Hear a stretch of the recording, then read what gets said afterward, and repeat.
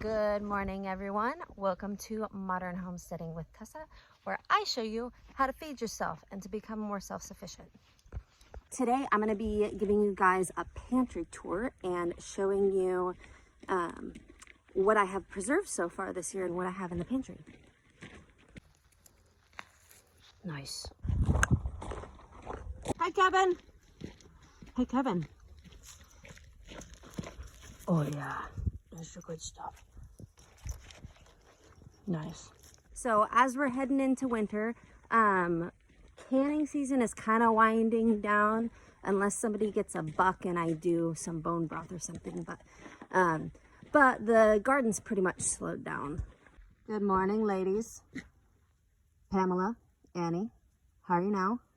So I've been told I'm supposed to say, like this video if you like this video, and if you want more homesteading, self-sufficient content in your feed, then hit the subscribe button. I gotta figure this stuff out down here, I guess. Hit it. So I'll preface this with saying that 90% of what we eat is what we've produced here or we've gotten locally. So we buy very, very, very little from the grocery store. And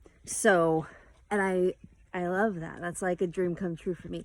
So, let me show you our food. All scraps go in the chicken bucket. We don't waste any food around here. Okay, welcome to the pantry. Doesn't look like much yet, but just wait. Not a good angle. Let's try again. Welcome to the pantry.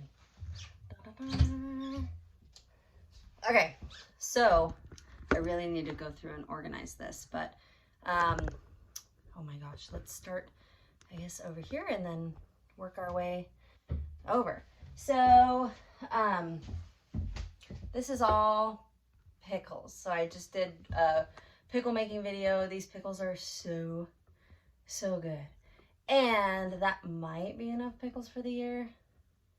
Like I said, that might be an excessive amount of pickles for some people, but that is maybe still not enough for me.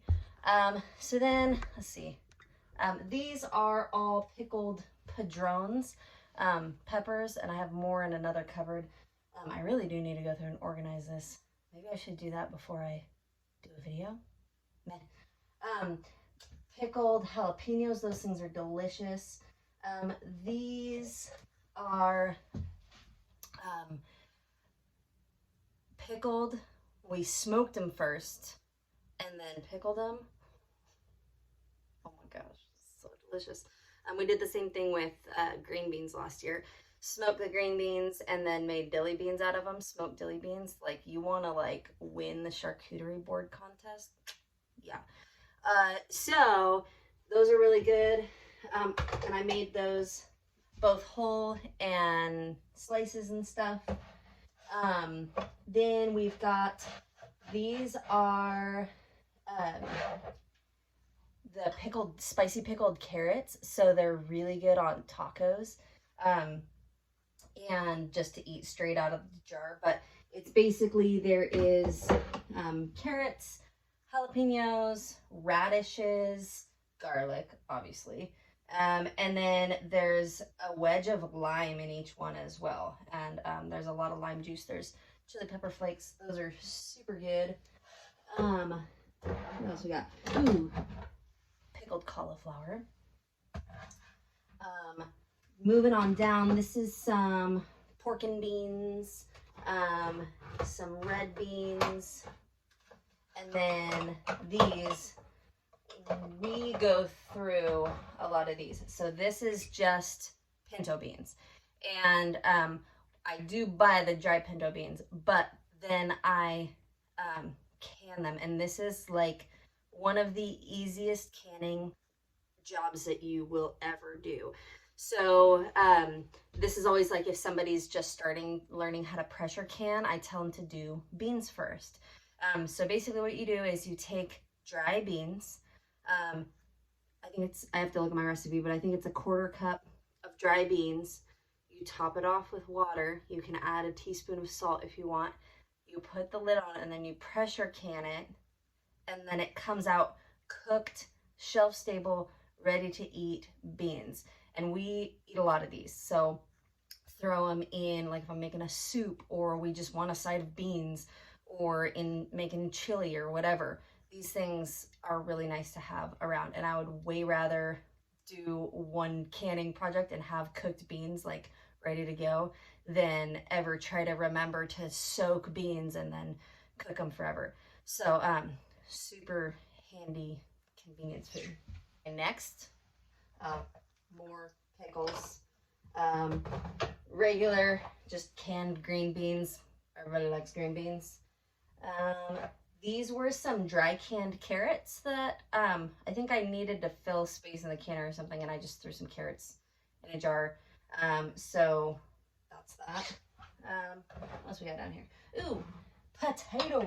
So these are, if you can see that, those are canned French fries. Y'all, I'm not from the South. Why do you see that? Canned French fries. So, if you haven't tried dry canning potatoes, do it. Oh my gosh, it's the best way to have potatoes. So they're a pressure canned thing because it's a low acid food. You definitely need to pressure can them. But you just cut them into your French fries, and then you have to soak them a couple of times. So you have to change the water a couple times and like pull some starch out of there. And it's kind of a process. It's not bad though. It really is not that bad. And then pack them in your jars, some salt, onions, whatever you want to put in there. This is just salt. Then when you want French fries, you just lay them out on a tray and bake them. And then you just have French fries. We put some oil on them and stuff, or butter or lard. Lard. They are also really good for camping. So we do a lot of camping in the summer. And so I will take the dry canned potatoes and for breakfast, just throw them in a skillet with some eggs and sausage, and you have breakfast. There's no trying to cut potatoes up while you're camping, and you know, like they're already cooked, so they just have to be warmed up. So the potatoes. And so this project was when I harvested potatoes, and any potatoes that I accidentally stabbed or cut in half or whatever, I took those potatoes, and instead of letting them go bad or trying to eat, I'm not very good at digging potatoes, there's a lot, trying to eat that many potatoes, I just went through and canned them. So yeah, easy peasy. Next up, we have pickled beets. If you don't like pickled beets, red flag. I put up, let's see, 1, 2, 3, 4, 5, I think 5 or 6 dozen of jars of pickled beets. We love pickled beets. Next up, what we got going on is salsa. So this is some green salsa. And it's smoked. So we took the tomatillos, which we grew, smoked them in the smokehouse for a couple hours, and then made the salsa out of those. You guys, this stuff, it's like, everybody loves it. It's really good. And then we've got just like regular salsa. There's more salsa down here. If you can see, more down there. Lots of salsa. So then we have tomato sauce. So I totally failed at tomatoes this year. I just did not get them in. I had them started. Life happened and I didn't get them in the ground in time. And so I didn't get a lot of tomatoes this year. However, last year I canned, it was like 150 pounds of tomatoes, and it made 75-ish jars of tomato sauce. And so we still have plenty of tomato sauce. So it's okay that I didn't get tomatoes this year because we still have plenty of tomato sauce from last year.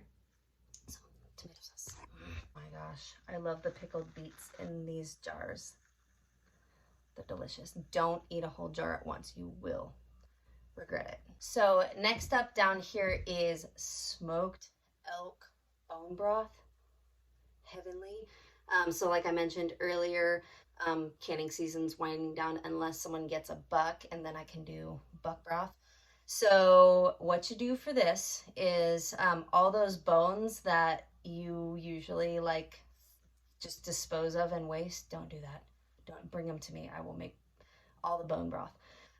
So you take those and you can either roast them in the oven or not, or you can smoke them. And so I put them in the smokehouse and smoke them for a few hours before I start my bone broth process. And then you can add onions and carrots and veggies, lots of garlic, so much garlic. And then let that cook down for a long time. Or you can put it in your pressure canner and pressure cook it, and then it doesn't take so long to make. And then can it, and this stuff is so good. You drink it straight out of the jar. Warm it up and put a little hot sauce in it and just drink it when you're feeling sick, or some fire cider. Oh yeah. Or like if I ever need a liquid for a crock pot recipe or whatever, I put some of this stuff in there. Soups, obviously, chili, anything you would use broth for, and it's super good for you, like superfood good for you. So the bone broth, don't waste your bones. And if you know of any hunters who process their own deer, ask them if you can have the bones and make this stuff, because it's really good. Anyway, so this was with an elk. My boyfriend got an elk in Texas last year, and so I made elk bone broth out of the bones. Oh my gosh. And I got a lot. I got like, I think 6 or 7 dozen pints of broth. The elk's pretty big. Along the same lines as the elk bone broth and the buck broth, I also do chicken broth. So when we process chickens, we very rarely eat like a whole chicken at once. So I usually part them out and vacuum seal, whatever. And so then you're left with the backs. And so then I'll start making bone broth, while I'm cutting up chickens. I'll cut up chickens, vacuum seal, and then when I'm done and have a back, I add it to the pot and just keep it boiling. So this stuff is also really good. Another tip for making bone broth is be sure to add some apple cider vinegar to it, because it helps draw collagen out and draw more minerals and nutrients out of the bones. So a little bit of apple cider vinegar in there. More beets. So these are not pickled, these are dry canned beets. And so what we do with these is just throw them on a tray with like some potatoes and carrots in the oven, and bake them. They're already cooked, but and then bake them, and then slather them in butter and shove your face full of them, because they're really good. Oh, and I forgot to mention, beets are a low acid food. So if you're canning beets and not pickling them, they do need to be pressure canned. Anything pickled can be water bathed, but if you're not adding vinegar to this and making it an acidic environment, you must pressure can these. So this stuff I made specifically for the tuna. So this is a lemon dill pickle relish with lemon cucumbers, and there's some regular pickling cucumbers in there as well. In my pickling video, I mentioned that anytime you pickle, if you try to pickle like a slicing cucumber, like a lemon cucumber, or the English cucumbers, all the slicing kinds, it'll be mushy. However, with relish, you don't really care if it's mushy. So this stuff is super good. There is a lot of dill in there. There's lemon juice, lemon cucumbers, and it's perfect to mix into your tuna. Next up, we have applesauce. And if you've never had home canned applesauce, it is nothing like store-bought applesauce. Like, it doesn't even kind of compare. So my method for applesauce is similar to the tomato sauce in that I don't bother skinning, coring, peeling, doing any of that, because I put it all through a food mill. So I just roughly halfway chop up some apples, make sure they're clean and no bad spots or anything you don't want to eat. Throw it in a pan with some water at the bottom till it starts to break down, and then again cooking it down for a long time until it's soft enough to go through the food mill. And then run it all through the food mill, and can it, and you're good. So applesauce is absolutely delicious. It goes really good with pork chops. What's the pork chops and applesauce? Yeah, really good. Back over on this side, we also have the bread and butter pickles. Those are delicious. And this year, I actually haven't even tried these yet, but these are bread and butter pickles with horseradish in them. I don't know. I haven't even tried them yet, but sounds good. Pickles with jalapenos in them. Are they? Oh yeah. So they're a little bit spicy. Those are good on a burger. Pickled peas. Yeah, those are like surprisingly good. Pickled cabbage. Pickled maters. More pickled peppers. Pickled radishes. Pickled chiaga beets. So I learned, so the chiaga beets are the ones that are like striped like a candy cane. When you cut into them, each circle is alternating white and red. So I was thinking, ooh, that would make a cool looking pickled beet, right? Wrong. They just end up all white. Lame. Pickled dilly beans. The last of the smoked pickled dilly beans. But wait, there's more. Yeah. So I have some overflow over here with more dilly beans. More pickled peppers. And then down here is corn. It has the juice. Next cupboard. Oh, all right. So this is mostly jams and jellies. So just your standard blackberry jam. Oh my gosh, have it on a pancake. Then blackberry jalapeno jam. So this stuff, pour it over a big thing of brie and take it to Christmas, and you will be a hero. Cowboy candy with habaneros in it. Oh my goodness. Regular jalapeno jelly. So this stuff is really good on eggs. Rhubarb jelly. So then it's just some more assorted jams, jellies, honeycomb.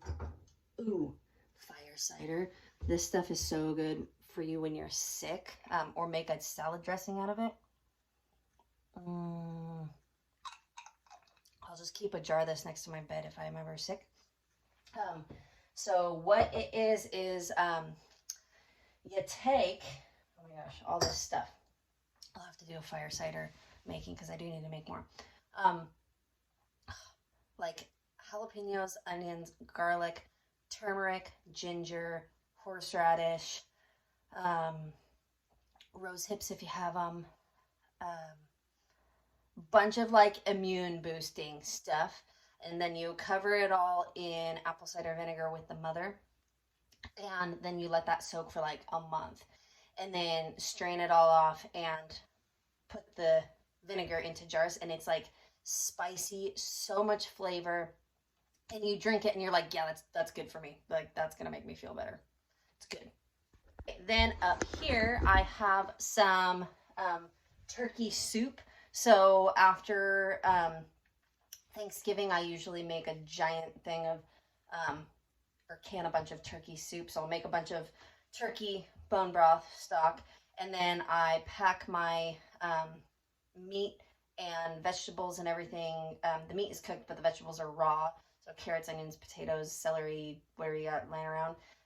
And then pressure can that, and you have soup ready to go, which again is super awesome if you're sick and you just want good food, or it's just a busy day, or you're going, you know, somewhere, whatever, like you have, it's already made, good convenience food.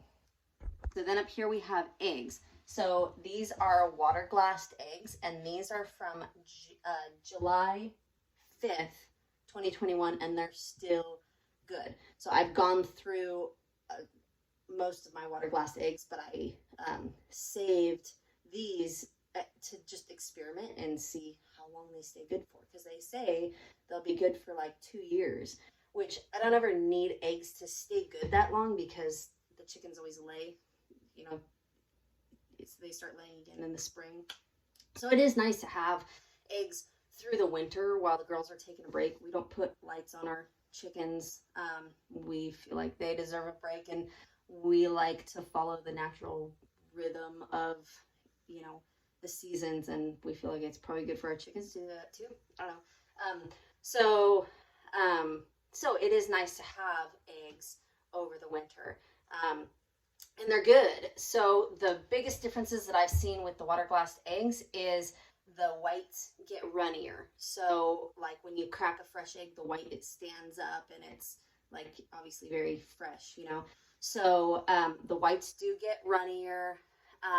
The yolk doesn't sit up as high. But flavor, they taste the same. Like especially if you do scrambled eggs, you probably could not tell the difference between a fresh egg and a water glassed egg of the same quality, you know, from chickens that are free ranging on pasture and stuff. So water glassing is cool. So then we have, this is Grant and I's very first canning project together, and it's pickled eggs. And so there's also garlic scapes in there. Oh, those are good. If you've never had garlic scapes, you are missing out. You can pickle them. You can fry them up like asparagus. You can make pesto with them. Yeah, they're really, it's like really garlicky asparagus. It's like pre-garlicked asparagus. Down here, oh man, this stuff, that's the tuna. So I'm super excited about this because I didn't get tuna last year.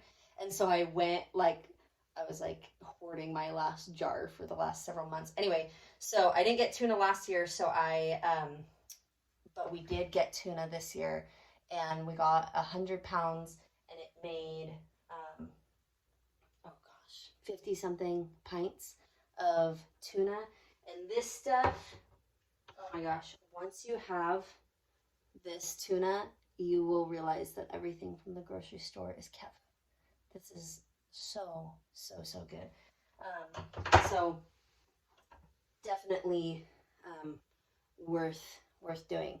So canning the tuna, you just cut your tuna up, pack it into a jar. You can add salt. You don't have to. You don't have to add any liquid. Pressure can it. 100 minutes for my elevation, 10 pounds. But this stuff is so good. Yeah. Mix that up with some homemade mayo and some of that lemon relish and put it on some homemade bread. Dude. And I would have preferred to do all the tuna in half-pint jars versus full pint jars, because that's just a more manageable size. That's like a 2-sandwich jar. That's like a 4-sandwich jar. So when you open one, you just know you're having tuna for 2 days for lunch. But this is also really nice to take with you camping or hunting or hiking or whatever. Little protein pack there. So good stuff. So that is my pantry tour. Thank you guys for watching, and make sure you like this video if you like this video, and make sure you hit that like button. That helps me, and hit the subscribe button. That also helps, and then you'll be updated when I post more videos about all things homesteading, canning, and feeding yourself. So let me know if you have any questions in the comments or any requests for what I should do next. All right, thanks guys. Have a good day. See you next time.